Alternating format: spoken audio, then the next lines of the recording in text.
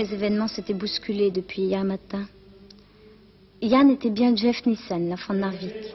Et tout aurait été clair dès lors si, à mon tour, je n'avais dû révéler à Yann que Ingvild était une orpheline, adoptée par les Nielsen peu après la disparition de Jeff. À cause de cela, sa fuite inattendue tout à l'heure. Et moi, après l'avoir poursuivi en vain, j'avais follement espéré le retrouver dans cette abbaye. Mais assise là, qu'attendais-je encore?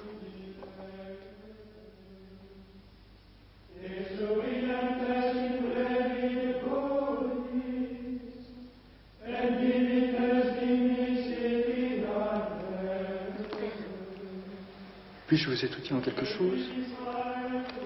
Je cherche quelqu'un. Vous cherchez quelqu'un? Un garçon brun avec un sac à dos. Je l'ai vu ici il y a environ une demi-heure. Malheureusement, je ne sais pas ce qu'il est devenu. Je l'ai tout juste vu sortir de la chapelle. Et quel air avait-il? Un peu comme vous, angoissé, inquiet. Vous comprenez, il faut absolument que je le retrouve. Oui. Il s'est enfui parce qu'il est malheureux. Mais c'est pas une histoire idiote entre nous deux, c'est à cause de ses parents. Ah bon? C'est grave. Puis-je vous être utile? Est-ce que je pourrais téléphoner chez moi? Oh, bien sûr, je peux y conduire.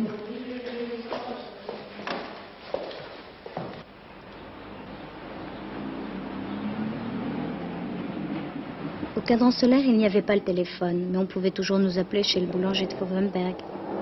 Quelqu'un aussitôt allait prévenir chez nous. Guillaume! Guillaume! Salut Julien, quelle nouvelle? Bah, c'est Fanny. Un accident? Non, je crois pas. C'est elle qui pose le téléphone. Demande que tu viennes tout de suite, Guillaume. Mais elle t'a pas dit pourquoi? Non, ça avait l'air urgent. Où est-elle? À l'abbaye. À l'abbaye? Bon, attends, moi j'arrive tout de suite. Qu'est-ce que ça peut faire à l'abbaye? Je vous en savoir. Non, j'ai l'impression que ça ne tourne pas comme vous le souhaitiez, hein? Mais c'est pas la peine de s'inquiéter sans savoir. Et Ingvild, qu'est-ce que je vais lui dire quand elle rentrera du collège? Rien, faut pas l'effrayer. Allez, vas-y.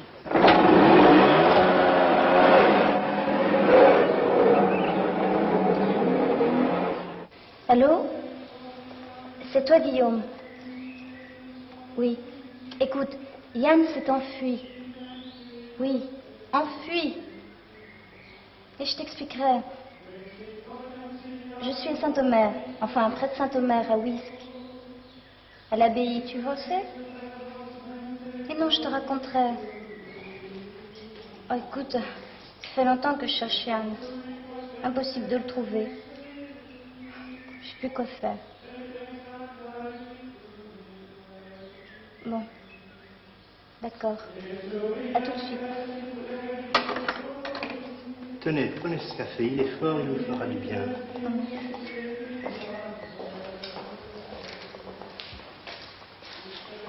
Vous êtes bien jeune. J'ai plus de 15 ans.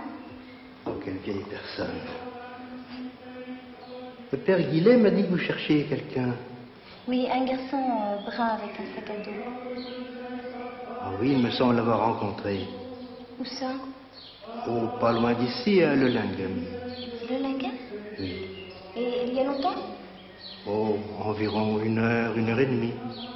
Et la route de Le Linghem, c'est où exactement? Oh, c'est tout près d'ici. Vous prenez la route, vous traversez une nationale, et c'est tout droit.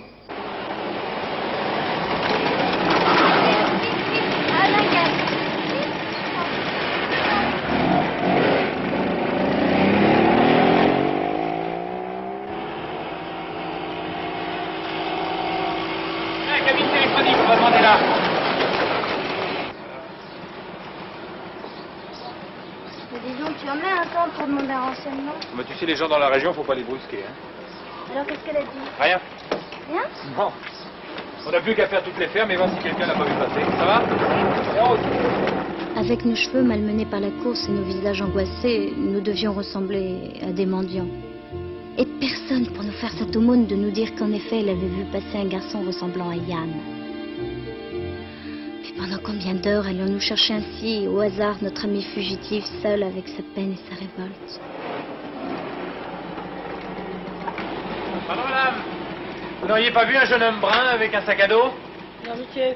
Vous l'avez pas vu dans le village? Non, monsieur. Ni sur la route, nulle part? Non, monsieur. Bon, très bien, merci madame. Et nous, on l'a vu. Ah, où ça? Quand on sortait de l'école. Et il vous a parlé? Oui, il nous a demandé quel était le chemin pour aller à Zudos. Et qu'est-ce que tu lui as répondu?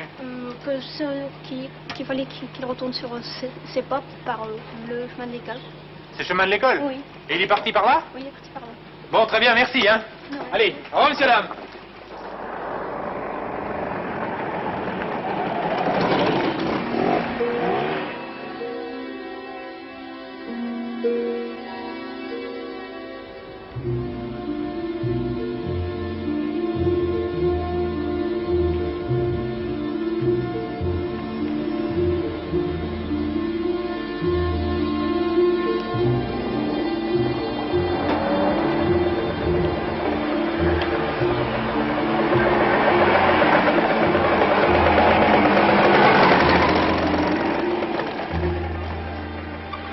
Qu'est-ce que vous voulez?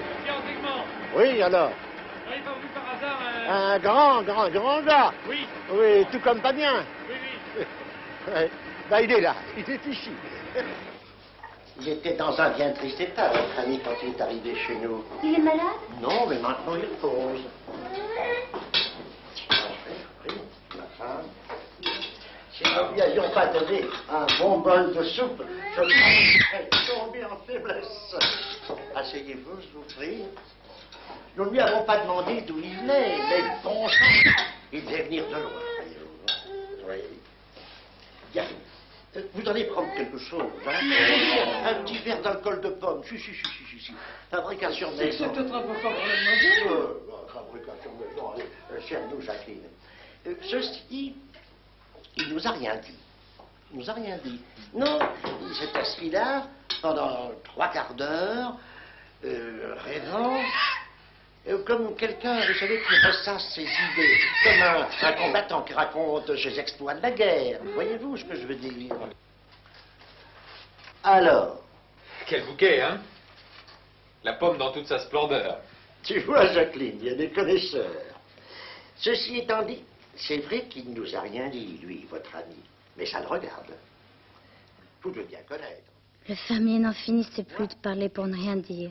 Et Guillaume l'écoutait, sans impatience visible, avec même une politesse qui me faisait bouillir intérieurement, comme s'il oubliait que le plus difficile était encore à faire. Convaincre Yann de revenir avec nous. Alors, je l'ai conduit à la grange pour qu'il dorme tout son sou. C'est pas pour dire, mais il en avait drôlement besoin, vous savez. Allez, venez donc. Je m'en vais vous y conduire.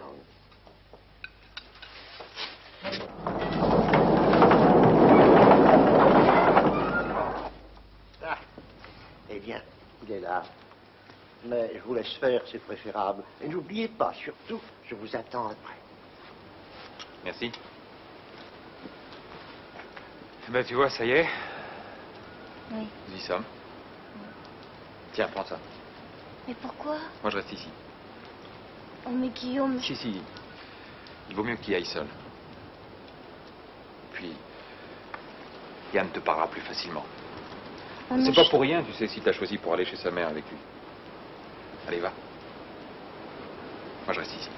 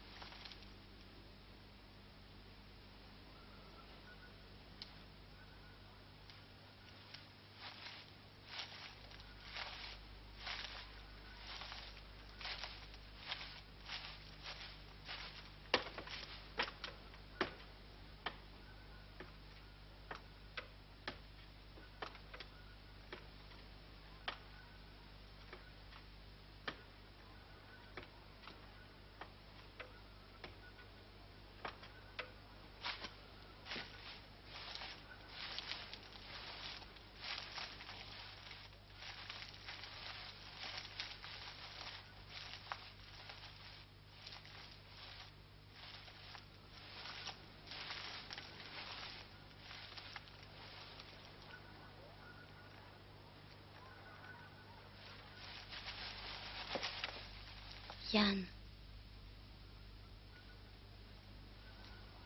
Je viens te chercher. Yann. Je ne veux pas la revoir. Écoute, Ingvild se doute que tu es son frère. Tu ne peux pas la décevoir à ce point, enfin. De toute manière, il faudra bien qu'elle la sache, la vérité, un jour ou l'autre. Justement, je ne veux pas la lui apprendre. Mais ce n'est pas toi qui la lui dira. C'est ton père. Tout doucement, que vous serez tous les deux revenus en Norvège. Mon père. C'est vrai. Pour la première fois de ma vie, j'ai un père. Un père sur qui je peux compter dans les coups durs. Et qui fera pour moi cette chose insurmontable. Dire à Ingvild que je lui prends sa place. Mais tu ne lui prends pas sa place. Oh, c'est pas parce que tes parents vont te retrouver qu'ils aimeront moins Ingvild. Tu sais, depuis le temps, Ingvild est devenue leur vraie fille. Tu crois qu'elle ne m'en voudra pas? Oh. Tu serais incapable d'être un grand frère? Ingvild a besoin de toi, tu sais. Tiens, tu te rappelles ce que tu m'as dit hier? Oui, enfin, que j'avais été un peu ta petite sœur. Ça sera la même chose maintenant, avec Ingvild? Ça ne sera jamais la même chose. Non, bien sûr. Fanny, pourquoi m'as-tu dit qu'Ingvild n'était pas ma sœur? Pourquoi n'as-tu pas attendu que mes parents s'en chargent? Parce que je voulais que tu le saches, avant de revoir Ingvild. Sinon, j'aurais eu l'impression de te cacher quelque chose de grave. De te le cacher volontairement. Enfin, je veux dire, en pensant à moi au lieu de penser à toi.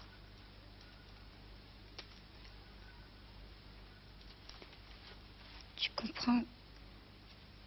Ingvild... Ingvild n'est pas ta sœur. Elle ne le sera jamais.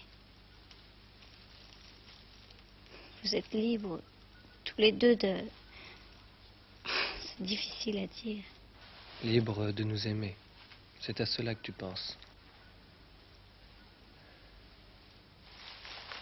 Fanny, adorable petite imbécile. Quand auras-tu fini d'arranger mon avenir à ta façon? Un jour, tu ne les auras plus, tes 16 ans. Et ce jour-là,